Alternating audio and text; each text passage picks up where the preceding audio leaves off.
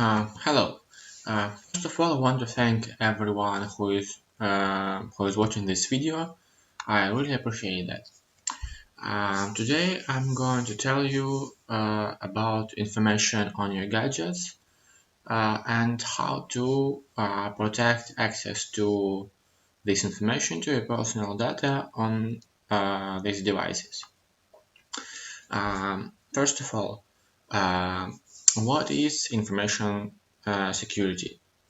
Information security is a process of ensuring three things: confidentiality, integrity, and availability of the information. First of all, if we are talking about protection of something, we have to understand the object of the protection. That is, what we protect. So initially, I would like to explain what information is stored on our devices, why it is stored there, who and how can have access to this information. Um, so what data is stored on our devices? Some of the data is sensitive by itself, such as bank card number. Um, Some data, as such, doesn't contain anything bad and do not pose any immediate danger.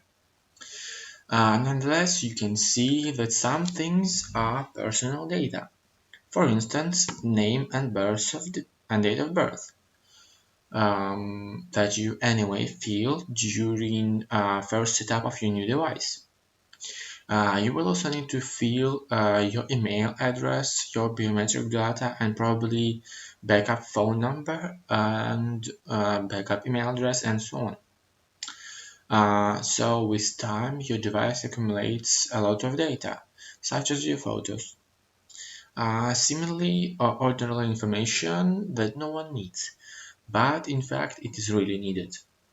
About this, I will tell you a bit later.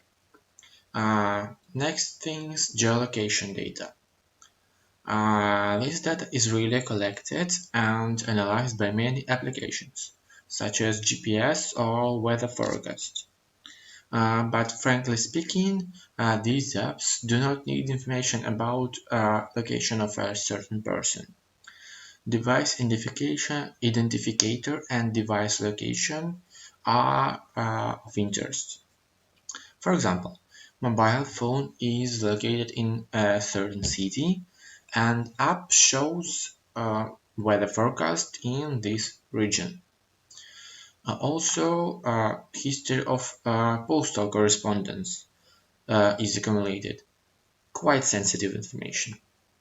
Uh, if you, for example, use a mobile ID from your mobile service operator, your SIM card stores your electronic digital signature, qualified EDS, in fact. Next one is private messaging history. So these are messengers, SMS, Skype, and any other instant messaging app. Your device will store all this data by default. Um, but this data is not needed and is of no interest for the application developers. This option is made for our own comfort of using these applications. Also, musical preferences are stored by our devices. Seems to be nothing, but in fact, having access to this data, you can be offered some music recording in a store or concert tickets. Once again, our devices store name and date of birth, our phone number, our bank card numbers, our photos, our geolocation, our musical preferences, contextual search history, our history of our private and postal messaging, our electronic digital signature in case if we are using mobile ID, and also our biometric data. Thus, in fact, your device is you in terms of informational technology. Your smartphone is, relatively speaking, your avatar in the world of digital technologies. Next, who is interested in this data? There are three main groups of structures and people who may be interested in it. Firstly, it is business, commercial organizations. These are developers of the software that you install on your smartphone, manufacturers of our phones, banks, trade networks, where we make our purchases. Secondly, of course, a state. A state is very interested in our information. For what purpose, I will tell a bit later, but I can assure you that no one is spying on us 24/7. So there is no need to cover a web camera on our devices. And third group is unfortunately fraudsters.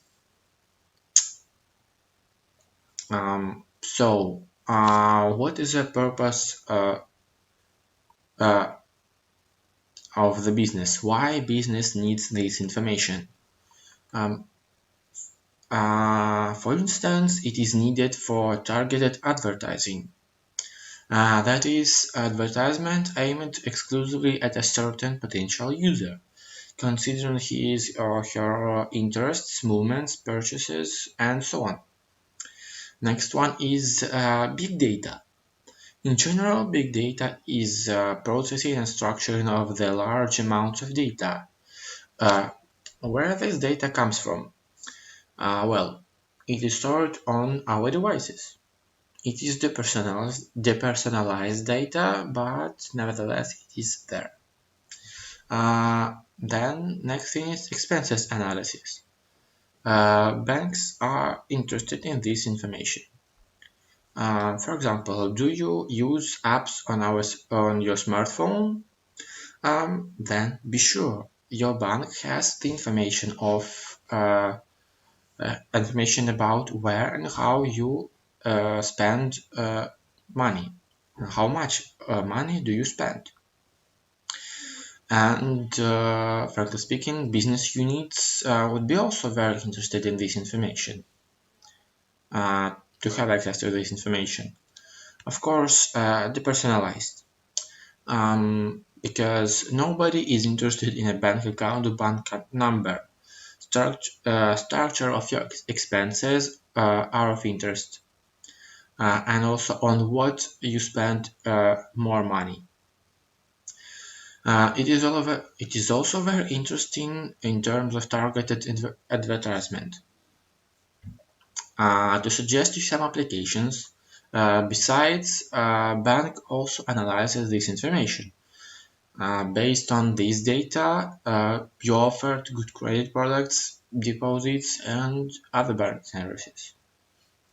Let's move further.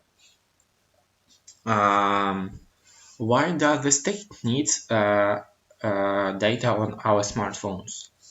First of all, for our own safety, um, as well as for investigation of the crimes and for fighting against fraud. Next one is informing the population. For example, the state has possibilities to inform people about emergencies through mobile service operators.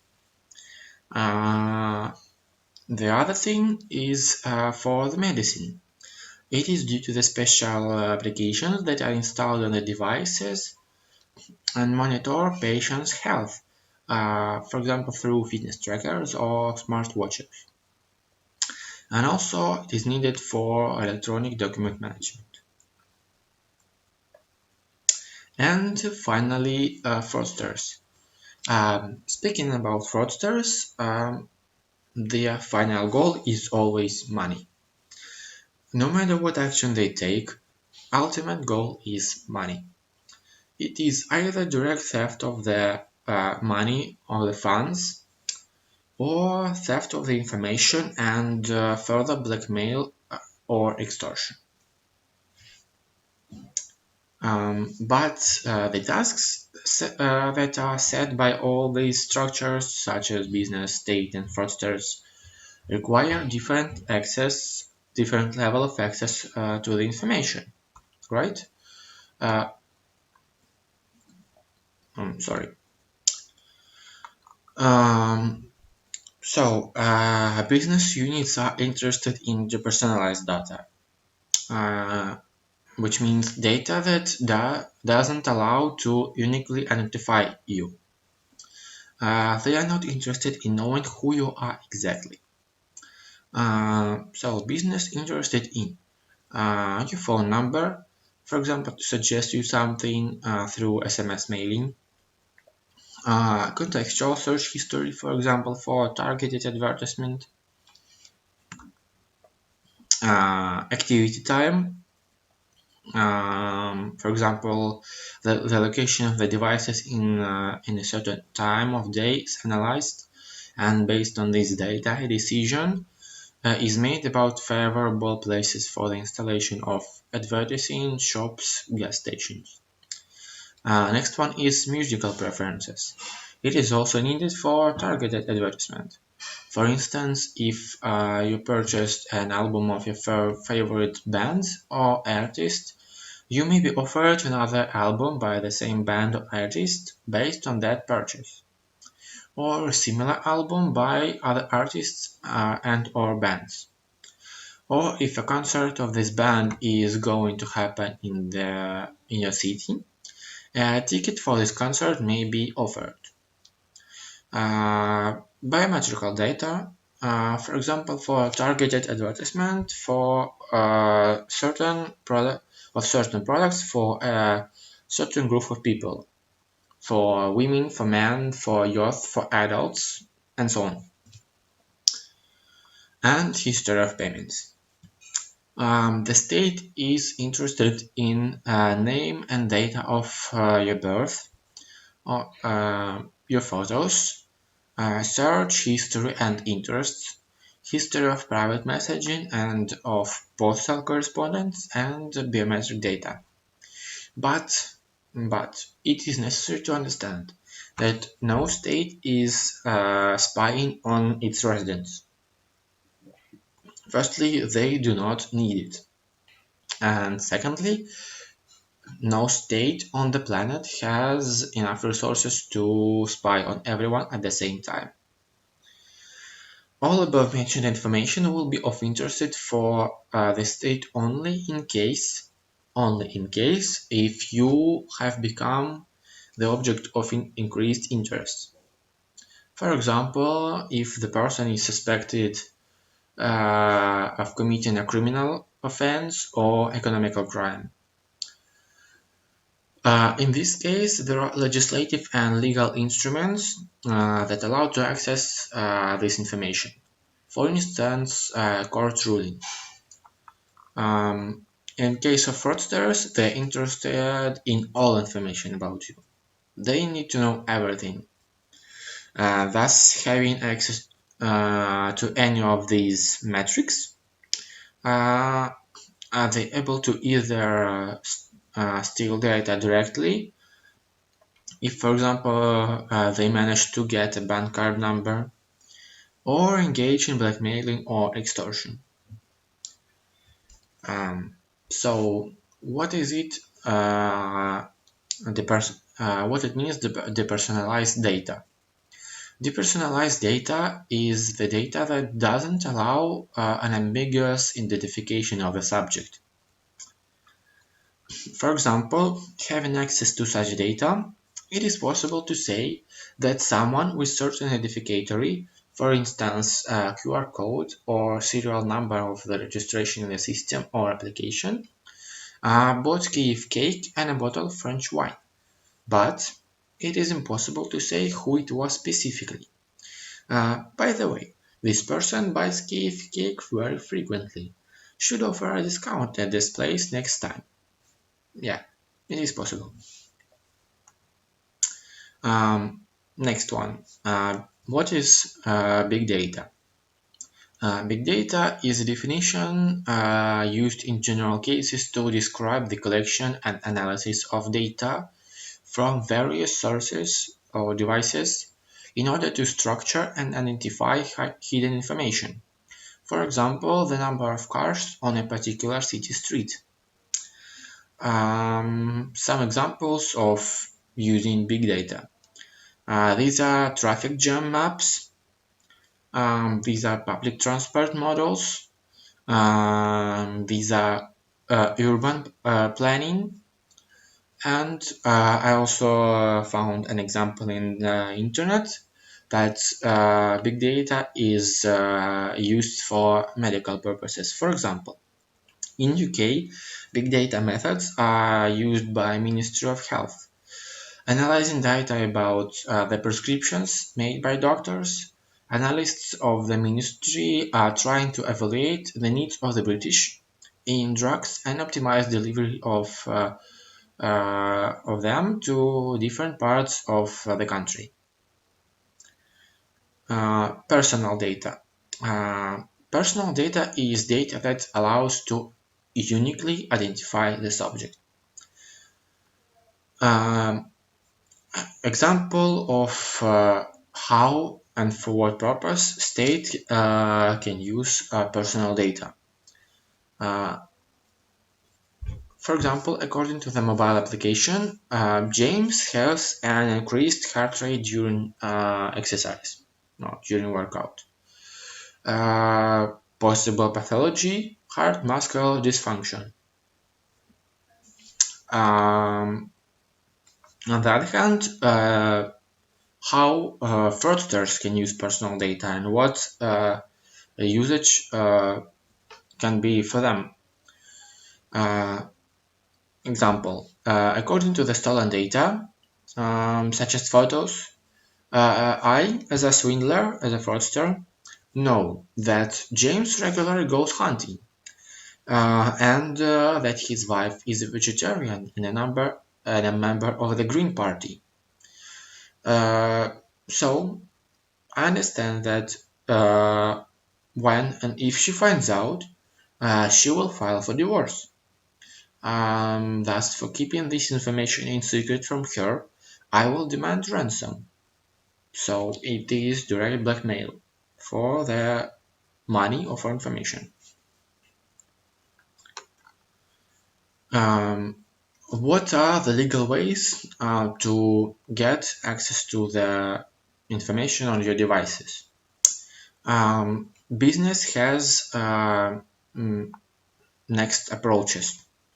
It is agreement. It is informing user about the processing of his data. It is depersonalization, and it is also access to the statistics, for example, big data. And methods for the state. These are court ruling and the legislative framework. And what are the illegal ways to access to the data? This we discuss forward. Slide. On this slide, you can see infographics of statistics by the types of attacks, cyber attacks in 2019.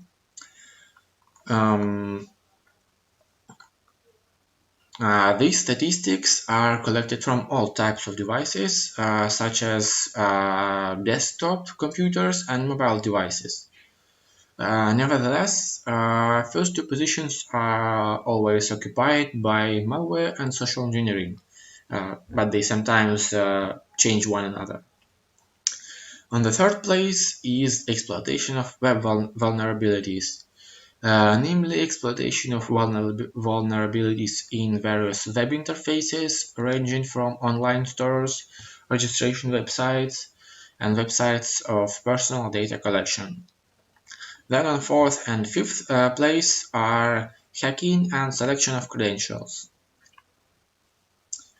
So what are the threats for our data while using mobile devices? Firstly is malicious software or malware. Next is physical theft or theft of data. And third one is fraud, which has different types such as phishing, voice phishing or wishing, and SMS phishing or smishing. About this, I will talk a bit more detailedly later. Um, what types of malicious software or malware exist? First thing is adware and clickers. The term malware, which stands for mobile adware, is sometimes used for this type of threats.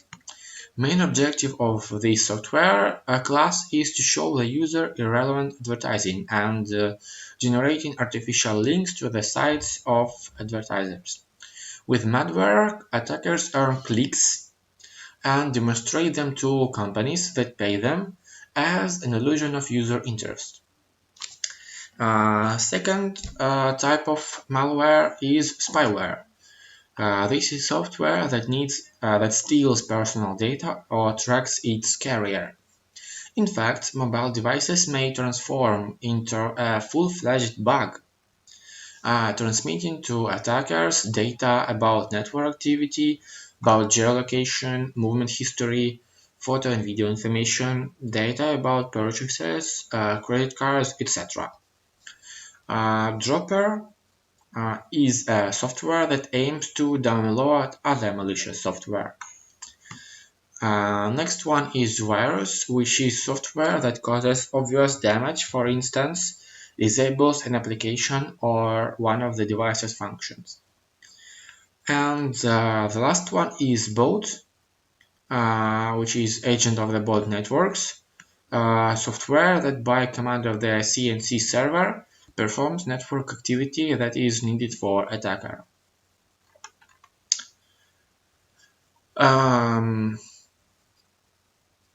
So how to protect yourself from this malware? First recommendation is to use only trusted official firmware and applications. Also, it is personal mobile hygiene of devices usage, such as do not install unknown programs from distrustful sources, and do not give applications unnecessary access. For example, application Flashlight does not need access to your contacts or to your photographs.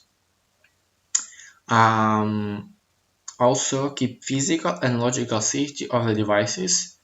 For example, do not give your device to the hands of unknown or unofficial experts.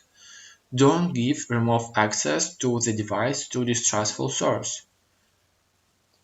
For example, distrustful bank worker by phone.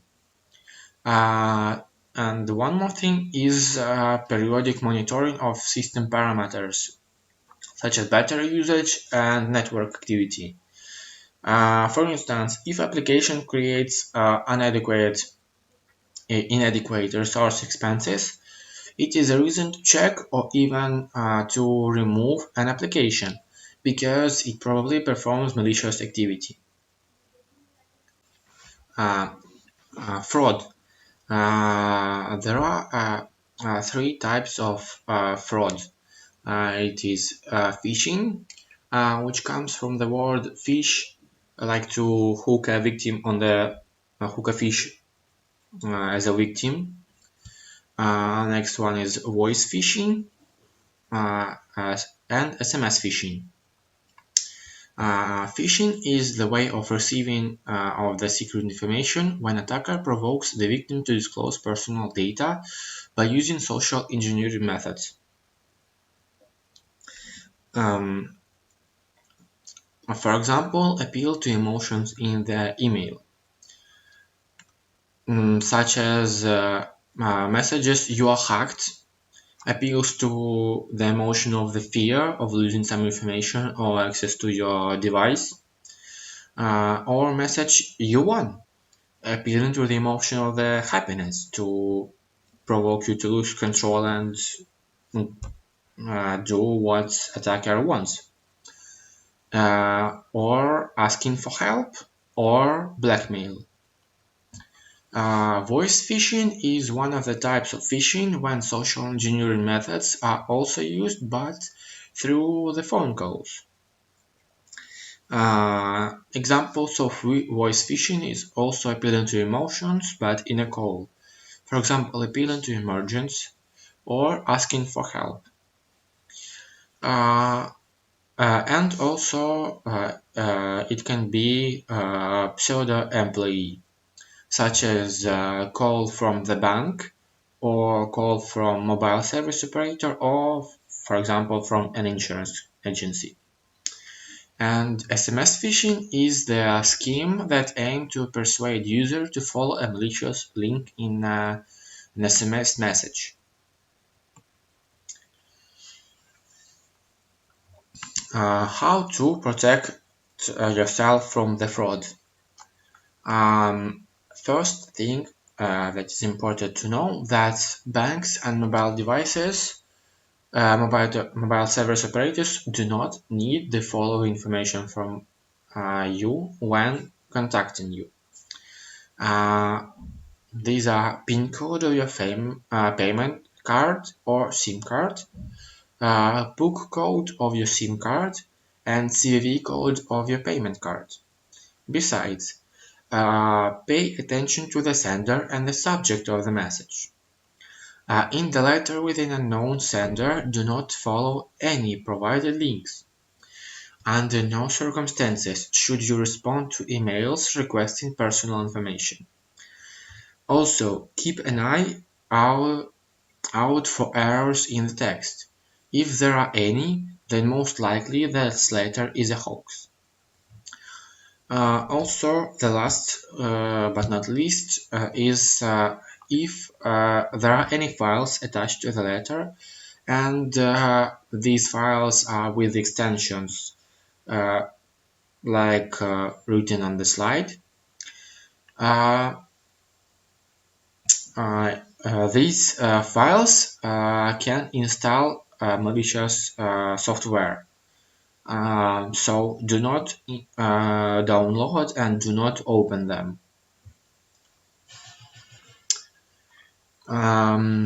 Physical theft. What is the purpose? First of all is the sale for use of spare parts. Because most of the modern devices have a possibility of remote access to the phone in case of lose or theft, to block the device and to delete every information from it, which means this device transforms just into the brick, into like stone. You can do anything with this, except selling this device for spare parts. Other purpose is the theft of personal data. And the other one is modification of data or smartphone settings. Also,